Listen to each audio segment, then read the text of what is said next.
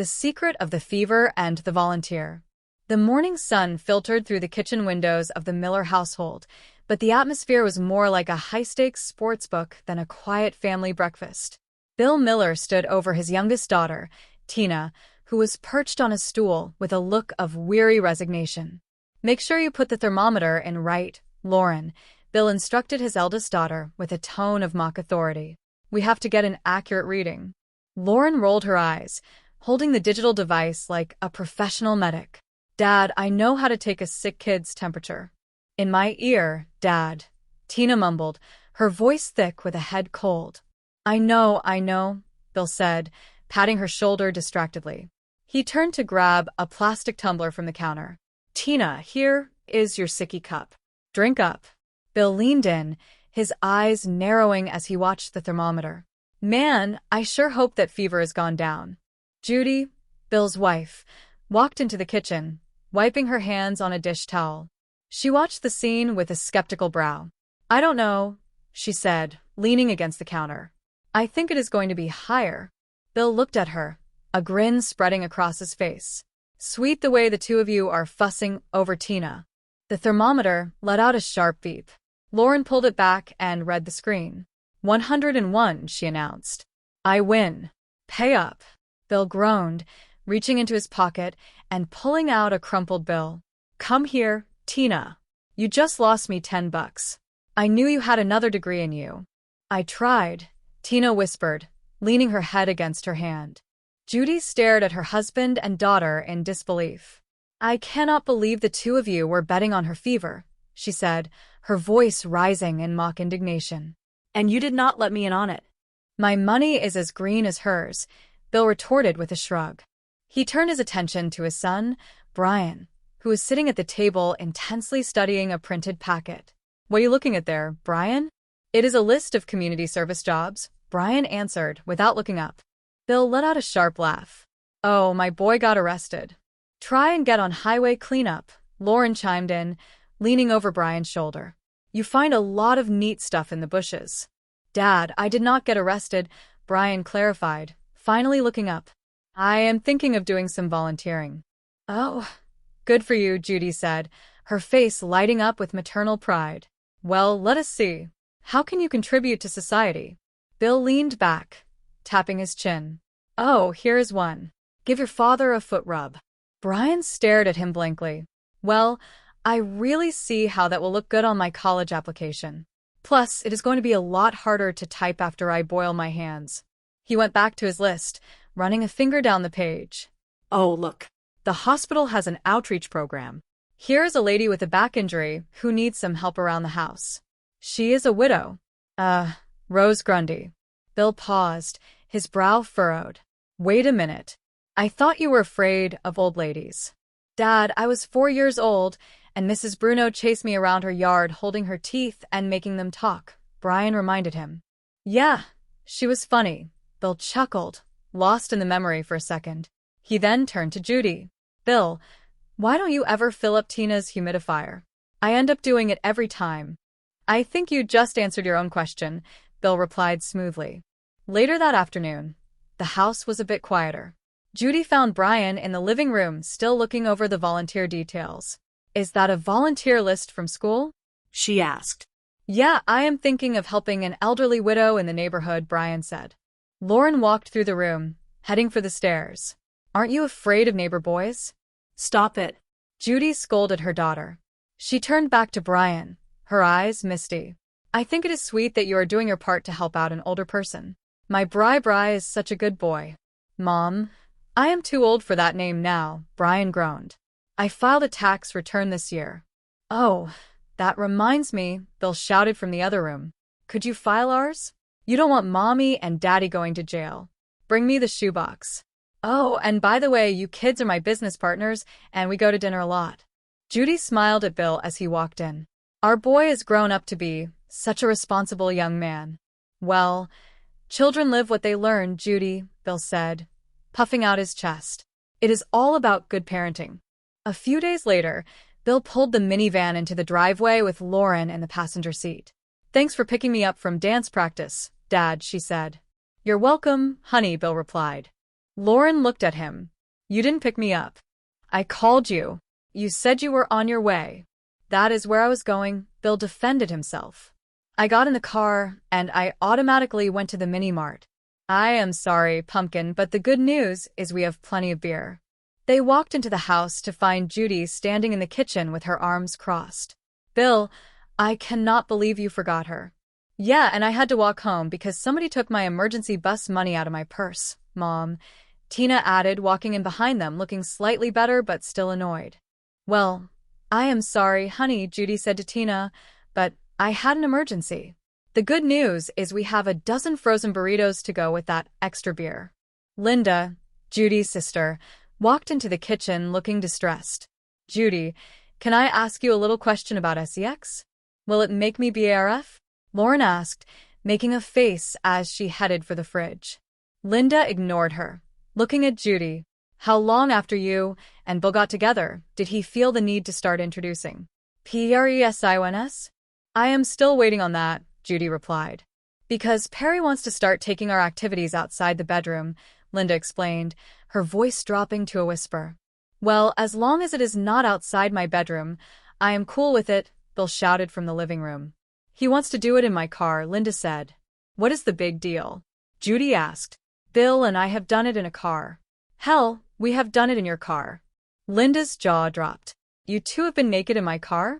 We were not naked, Bill called out. We are not gross. Yeah, but the point is you guys have been together for years, Linda argued.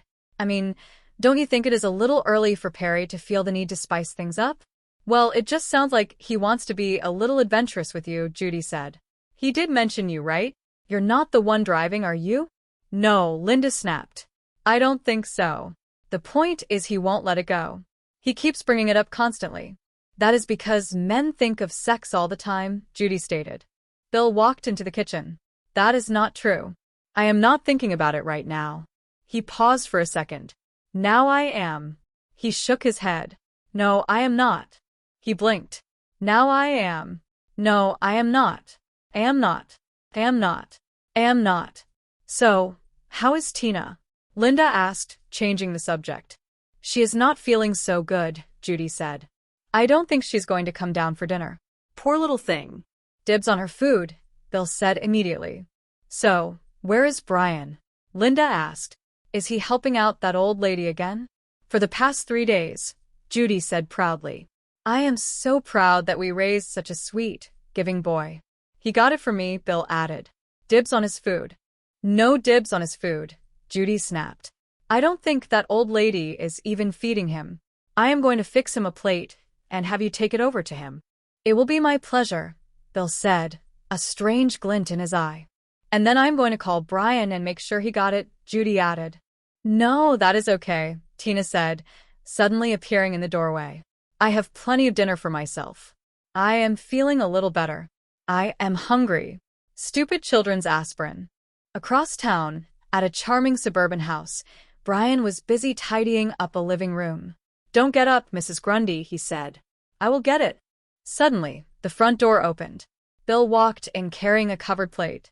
Dad, what are you doing? Brian asked, looking startled. I brought you dinner, Bill said, eyes darting around the room. Spaghetti and plain spaghetti. No meatballs. Never were. Okay. Well, thanks, Brian said, trying to usher him toward the door. See you later. Who is it, Brian? A vibrant, feminine voice called from the other room. Nobody, Brian shouted back. Okay, bye, Dad. Is your dad? The voice asked as a woman walked into the room. She was athletic, blonde, and wearing fitted yoga gear. No, it is just a guy named Dad, Brian muttered. Hi, I am Bill Miller, Bill said, his eyes widening as he took her in. So you work for old Mrs. Grundy, too? No, I am old Mrs. Grundy, she replied with a smile. Wow, Bill stammered. I pictured somebody older and grundier. Sorry to disappoint you, she laughed. You can call me Rose. Thanks, Bill said, still staring. So, Rose, how did you hurt your back? Oh, skiing, she said, stretching slightly. Take my advice. Never go down a Black Diamond run after 3 shots of tequila. You preach into the choir, Bill said enthusiastically. Are you skiing? Rose asked. No, I drink tequila, and then I sing, Bill replied. Rose looked at him thoughtfully. You seem kind of familiar. Well, I am an artist, Rose explained. Maybe you read about me in Art Week magazine. No, that is not it, Bill said, squinting. When I was younger, I did some modeling, mostly beer ads, she offered. I am guessing that is it, Bill exclaimed. You were the Schultz Y beer girl. And Schultz Y Light, she added. Which, by the way, is just Schultz Y in a green can. You know, I had your poster on my wall all through high school, Bill said, his voice full of nostalgia. I drank a ton of that beer because of you. Well, thanks, Rose smiled. Your underage drinking put me through art school. And it put me through traffic school a couple of times, Bill joked. Rose turned to Brian. Brian, you didn't tell me your dad was so funny. He isn't, Brian said flatly. Well, I've got to get back to work, Rose said, gesturing to a rolled-up rug. I've got to move this rug down to the basement. You know, I can stick around and give him a hand, Bill offered immediately. Oh, that is so nice of you, Rose said. I hope you don't mind. I have to do my physical therapy for my back. You do what you got to do, Bill said, waving her off. You won't even know we're here. He turned to Brian as Rose began her stretches on a mat in the middle of the floor. Oh, looks like you're going to have a ball. You're right, Brian muttered. He isn't that funny. Bill watched as Rose began a series of deep lunges and leg lifts. She exercised like this a lot? Yeah, Brian said, trying to focus on his work. The doctor told her at least 3 times a day. Good doctor, Bill whispered. Back at the Miller house, Linda and Judy were sitting on the porch. You know, it is so rewarding helping someone in need, Judy said, looking out at the street. It sure is, Linda agreed. Oh, look, Judy pointed. Poor Mr. Kavanaugh is really struggling with those groceries. Poor old guy. Looks like he could use a hand. Inside, Bill and Brian walked through the door, looking exhausted but suspiciously satisfied. Hey, there you are, Judy said. What took you so long? Oh, I decided to stick around and help Brian out, Bill said smoothly. When I saw the shape that woman was in, I just couldn't turn my back on her. I am so proud of both of you, Judy beamed. Brian, I bet you're getting more out of this than you ever even realize. Oh, I will have memories that will be with me for a long time, Brian said. Well, I got to go take a shower, Bill said. You know, I am thinking maybe I'll go back over there and help Brian out a few more times. You know what? Judy said. I should pitch in too. It is good karma. I am going to be like that old lady someday. I hope so, Bill muttered under his breath. You don't need to get involved, Bill said aloud. Oh, it is the least I can do, Judy insisted. You know, maybe I could go over there and do her laundry or something. Judy, laundry is the only activity that poor woman can still do, Bill said quickly. Why rob her of her dignity? Besides, you do enough already. That is true, Judy sighed. Hey, Mom, Tina said, walking into the room. Forget anything today? Like maybe me? The mall? Like, say, an hour ago? That is where I was going, Judy said, not missing a beat. Later that evening, Judy and Linda were in the kitchen looking at a cake. So, what do you think? Judy asked. Perfect. Or does it need more smushing? Yeah, more smushing, Linda advised. Bill and Brian have been helping her all week, Judy said. I just wish I could have done more than just bake the cake. Judy, she is a lonely old lady, Linda said. She will enjoy anyone coming over with anything. I know I do. Will would. If that is the old widow Grundy, Linda said, looking out the window toward the neighborhood, I think I know what killed her husband. Smushing. There's my guys, Judy said as Bill and Brian walked in. Hey. So, how is the old lady doing? Getting around okay? Bless her heart, Bill said. She is doing all right. Thank God we're there to keep an eye on her. Which we do, Brian added. I bet, Judy said, her tone suddenly changing. So, Bill, you never told us. What does the old widow Grundy look like? I don't know, Bill said, trying to sound casual. She looks like an old lady. But she is still young at heart, and there's plenty going on upstairs. Up here. You've inspired me to do a little volunteering myself, Linda said, standing up. I volunteer my foot for your ass. What? Why? Bill asked, backing away. We saw you at old lady Grundy's, Judy said, her eyes flashing. You were there? Brian asked, turning pale. Yeah, I made a cake, Judy said. And we went over there and saw you in the window. You and Brian ogling that woman. Hold on a second, Bill said, pointing a finger. Let me understand this. There's a cake? You're not going over there to help her, Judy yelled. You're going over there to check her out. You were peeping in windows, Bill countered. Who is the real pervert here? Look, I don't care what you do, Judy said, her voice shaking with anger. But no mother should have to see her son leering at a woman that way. I saw my son's strip club face. Strip club face? Brian squeaked. You know, Judy snapped. I wanted to march upstairs and talk to Brian right now. Tell him I never want to see him looking at a woman like that again. All right. She turned to Linda. And I want to thank you, Bill, for making Perry seem a lot less perverted. Having sex in a car seems pretty tame right now. I just wish I had a bigger back seat, Linda added. I think you're okay. Bill walked into Brian's room. Hey, he said softly. Oh, hey, Brian replied. It has really been fun helping Mrs. Grundy, huh? Bill asked. Yeah, Brian said. And she is really pretty. She is pretty, I guess, Bill said, sitting on the edge of the bed. Oh, come on, son. You don't have to pretend you don't look at her. It is hard not to stare at beautiful women. But, you know, staring, that could make a woman feel uncomfortable. And you never want to do that. I guess I didn't think about that, Brian admitted. You're right. So you're saying I should stop staring? Oh, God, no, Bill said. No. I am just saying you shouldn't get caught doing it. That is all. Okay, Brian said, interested. Well, how do you do that? Well, there's little tricks, Bill explained. Like, for instance, work on your peripheral vision. Why? Brian asked. Well, say I am reading a book, Bill said, picking up a magazine from the floor. Okay, just go with me on this, okay? You're a hot blonde that I want to check out. Now, I am looking at the book. Go stand over there and hold up some fingers.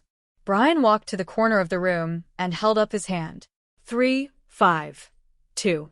Oh, my God, Brian gasped. Do you have any more tricks? Sure, Bill said. Now, for the next one, you're going to need some mirrored sunglasses. Oh, you know what? Brian said, running to his closet. I actually have a pair from when I played Nikki in the musical Grease. Oh, okay, Bill said. You know, maybe it is time you use them for something other than breaking your father's heart. Please, you can see him coming and going.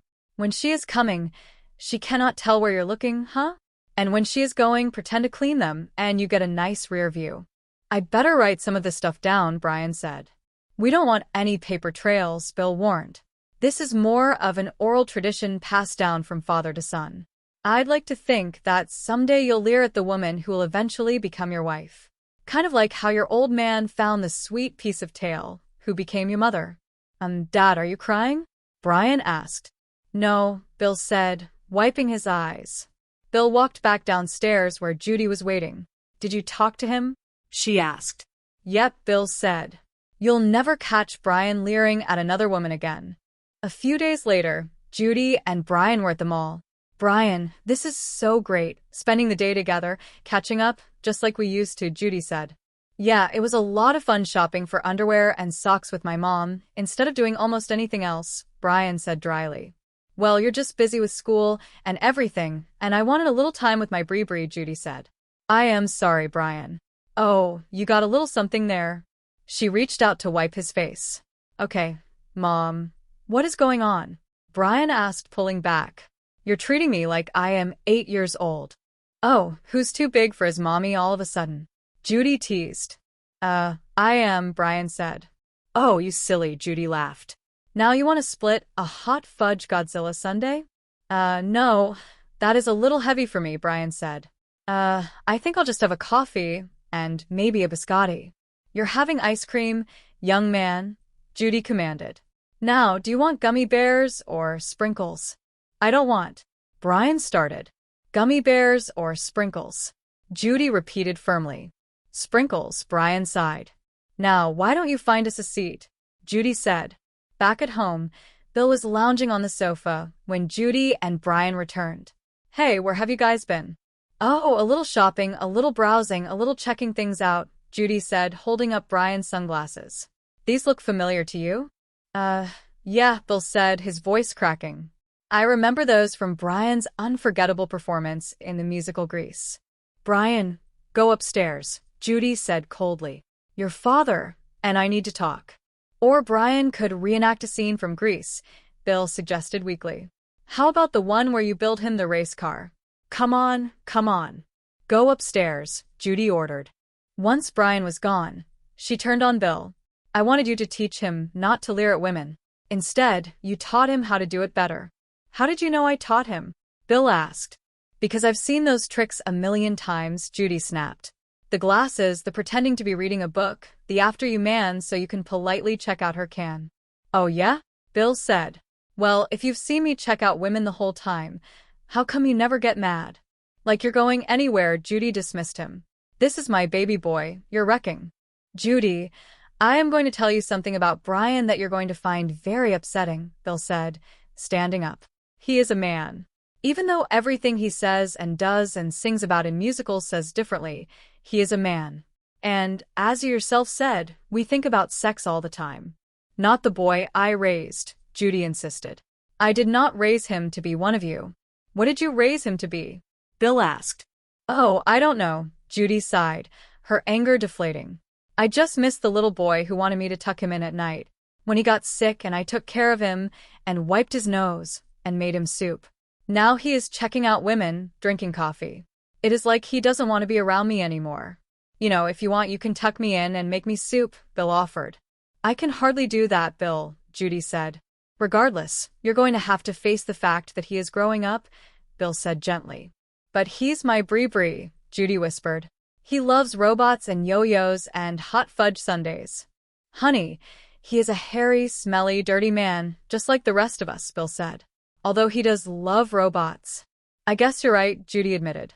Suddenly, Tina walked into the room. Mommy, I am not sick anymore, she said cheerfully.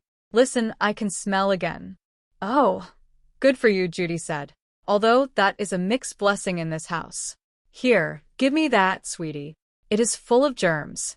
I don't want anyone else getting sick. Mommy? Brian's voice called from upstairs, sounding weak and congested. I am right here, Bree, Judy shouted back. I am so thirsty, Brian groaned. Oh, here is your sicky cup, Judy said, grabbing the cup Tina had just handed her. I don't know how I got so sick, Brian said as Judy entered his room. Neither do I, Judy said with a small, secret smile. I think I need some more aspirin, Brian said. I'll tell you what, Judy said. I'll get you some juice, and then I'll mush up the aspirin in a peanut butter sandwich. Thank you, Mommy, Brian whispered. Bill stood in the doorway, watching them. I know what you did, he whispered to Judy as she walked past. Huh? Judy asked innocently. That is Tina's sicky cup, Bill pointed out. I don't see your name on it. Oh, big deal, Judy shrugged. One more week, one last flu. He was going to get it anyway. You say men are sick, Bill said, shaking his head, but you are sick and twisted, lady.